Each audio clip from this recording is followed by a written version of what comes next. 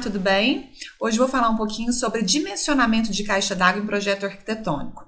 Para que você possa dimensionar o volume de água no seu projeto arquitetônico, você tem que ter conhecimento no mínimo sobre as normas NBR 5626, referente à instalação predial de água fria, e também a NBR 13.714, referente ao sistema de hidrantes, porque junto com o volume da água que será utilizada na edificação, para edificações de uso coletivo especialmente, é obrigatório que você preveja o reservatório para incêndio, né? Então, é a NBR 13.714 que vai te dar a estimativa de quanto você precisa para o seu volume de água para incêndio. E aí eu vou te explicar aqui rapidamente como dimensionar e como representar em projeto os seus reservatórios de caixa d'água.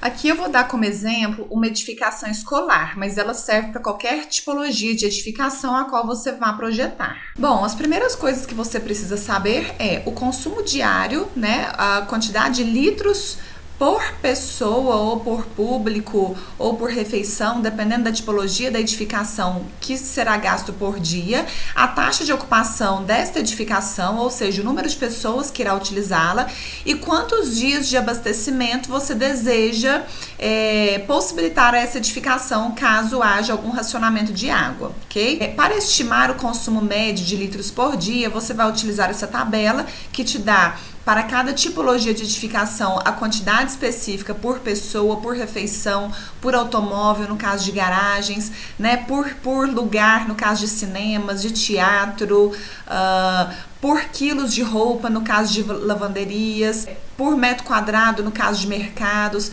Então, para cada tipologia de edificação, você terá aí um consumo médio por dia, de litros por dia.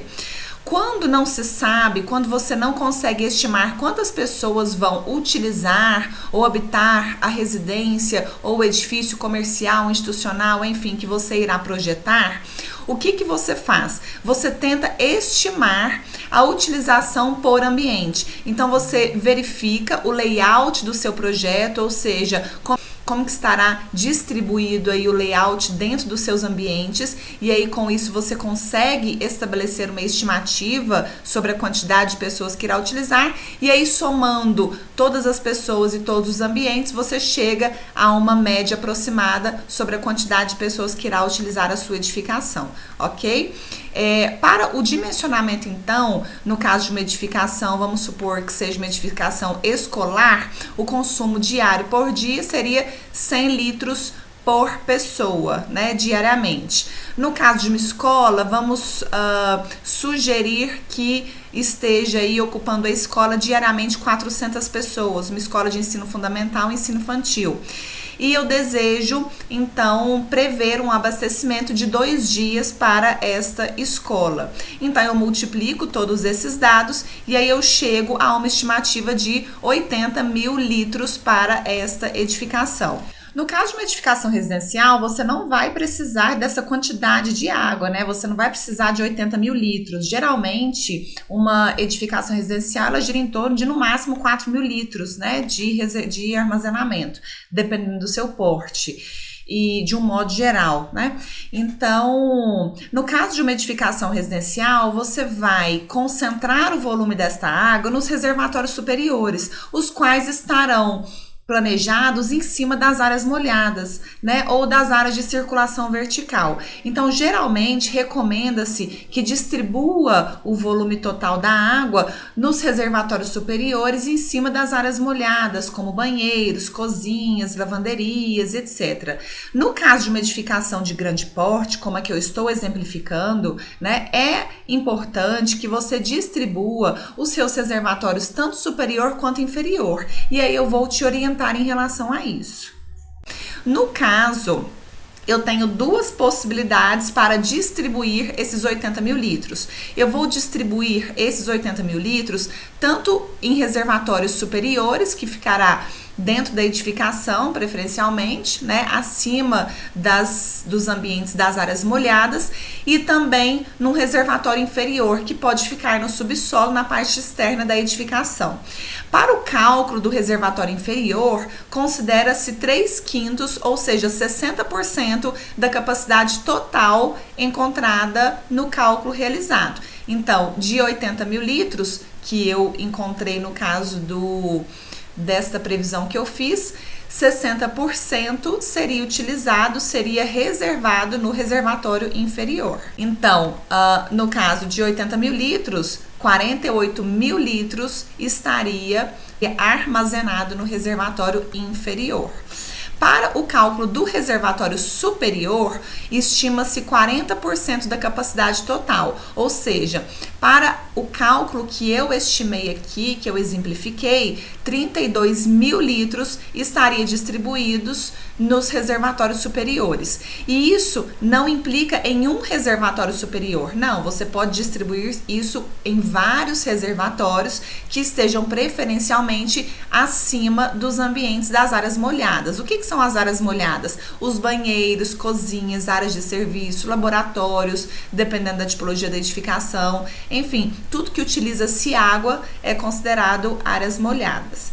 E aí, além do reservatório de água para o uso comum dos usuários da edificação, para edifícios de uso coletivo e também de uso público, é obrigatório que haja o reservatório, a estimativa para o reservatório de incêndio.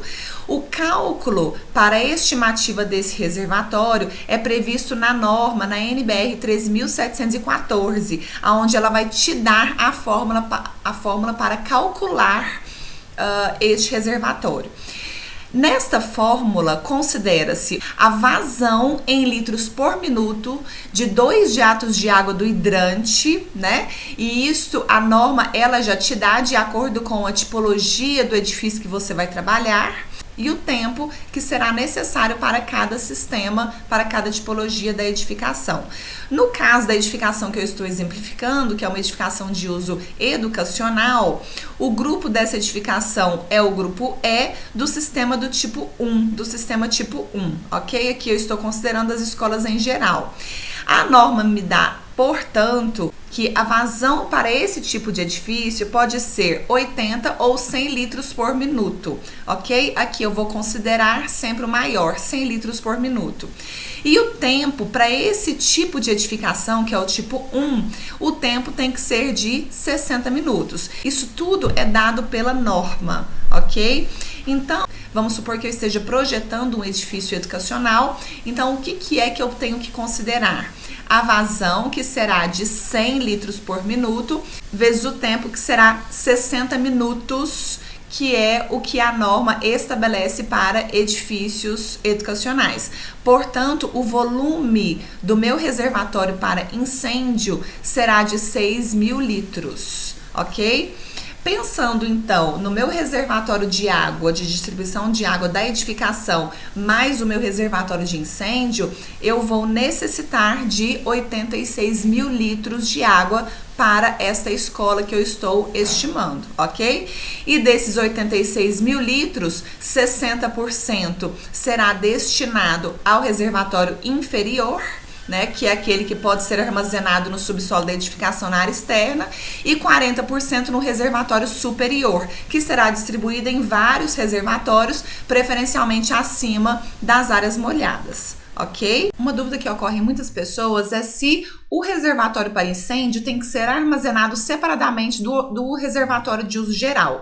Não, ele não tem que ter um armazenamento separado. Ele só precisa ter a tubulação direcionada e específica para combate a incêndio. Então, o reservatório é o mesmo, porém, a tubulação ela é direcionada de forma individual, de forma separada. E em relação à localização do reservatório inferior, é importante que ele esteja localizado de forma estratégica e próximo aos reservatórios superiores, de modo que ele vai ter uma conexão com esse reservatório superior, né? Ou com os reservatórios superiores. Então, aqui a gente tem a tubulação da rede pública, né? A água da rede pública, ela é jogada no reservatório inferior, que por meio de um bombeamento manda a água para o reservatório superior, que por sua vez desenvolve aí e faz a distribuição dos ambientes que irão utilizar a água da edificação. E em relação à representação da caixa d'água nos reservatórios superiores, por exemplo, a gente tem que pensar o que é que vai se necessitar além da caixa d'água. Se vai ter, por exemplo, placas solares para o aquecimento da água. Hoje, a tendência das edificações, de modo geral, é buscar o máximo de baixo impacto possível, né? E com isso recomenda-se que toda edificação tenha o aquecimento solar. Então é necessário prever a caixa d'água, e ela pode estar ou acima da laje, né, escondida pela platibanda, ou abaixo do telhado, acima da laje e escondida aqui logo abaixo do telhado. A caixa d'água é recomendável que ela esteja elevada a alguns centímetros acima da laje, para que possa ser passado aqui o barrilete, que são as tubulações que vão dar a distribuição da edificação, e também para que ela seja conectada ao boiler, né, das placas de aquecimento solar. O boiler, ele tem sempre que estar localizado abaixo da caixa d'água, né, no sentido de que as placas solares, elas irão esquentar a água do boiler, e a água do boiler será a água da caixa d'água que vai enviar a água para o boiler. Então, geralmente a gente representa, né, o reservatório elevado para a saída do barrilete, e abaixo do reservatório superior, o boiler, aproximadamente 10 centímetros aqui abaixo da caixa d'água, para que esta água possa vir para o boiler, que por sua vez será esquentada pelas placas solares. E para finalizar, de que modo que você estima o tamanho da caixa d'água para representação em seu projeto? O próprio fornecedor ou os fornecedores, eles já te dão esse dimensionamento, né? Então aqui eu peguei um exemplo de um fornecedor, e aí para cada volume de caixa d'água, ele te dá aqui as dimensões, né? Então aqui vou pegar, por exemplo, uma caixa d'água de 7.000 litros, né?